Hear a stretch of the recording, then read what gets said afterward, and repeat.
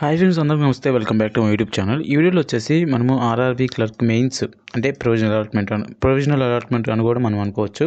So mains result ఎప్పుడు వస్తుంది అనేది ఒకసారి మనము చూద్దాము. ఇక్కడ మనకి క్లర్క్ రిజల్ట్ రావాలంటే ఫస్ట్ మనకి పీఓ రిజల్ట్ రావాలి. ఓకే, సో ఈ పీఓ రిజల్ట్ వచ్చిన తర్వాతే మనకి క్లర్క్ రిజల్ట్ అనేది మనకి వచ్చింది.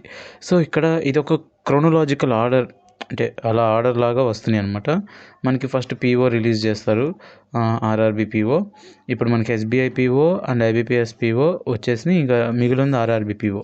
సో దానివల్లే మనకి ఫాస్ట్గా పెడతాం అనేది జరిగింది. ఇంకొక పాయింట్ ఏంటంటే మనకి ఇప్పుడు ఎస్బీఐ క్లర్క్ ఉంది కదా, ఈ డిలే కూడా నాకు తెలిసి ఈ ఆర్ఆర్బీ పీఓకి ఇంటర్లింక్ అయ్యి ఉంది అని నాకు అనిపిస్తుంది. స్ట్రాంగ్ ఫీలింగ్ నాకు అలానే ఉంది.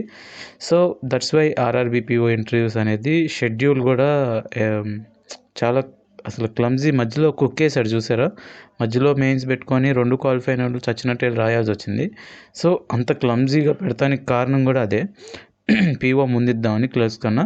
So SBI clerk interlinked. So నా గెస్, సో నాకు తెలిసినంత వరకు అయితే పీఓ అనేది ఈ మంత్లో వచ్చేస్తుంది 15 to 20 మధ్యలో. ఆఫ్టర్ దట్ ఎస్బీఐ క్లర్క్ వస్తుంది ఫస్ట్. దెన్ మార్చ్లో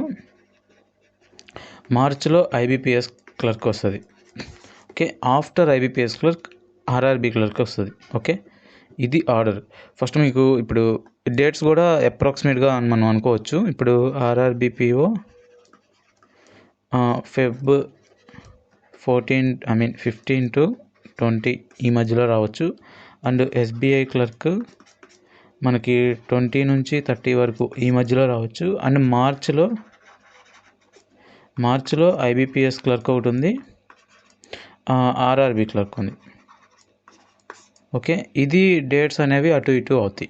ఓకే, వీళ్ళు మామూలుగా నోటిఫికేషన్లో ఐబీపీఎస్ ఎగ్జాక్ట్ మార్చ్ అని ఇచ్చేశాడు, ఆర్ఆర్బీ అయితే ఫిబ్రవరి ఆర్ మార్చ్ అని ఇచ్చాడు.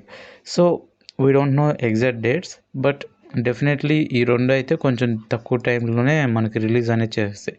ఏదేమైనా కానీ ఈ 2 months మార్చ్ ఎండ్ లోపు మనకి ఇప్పుడు దాకా ఏవైతే రిజల్ట్లు ఉన్నాయో మొత్తం ఇచ్చేస్తాడు. Okay, and that's all about the video. Thank you for watching.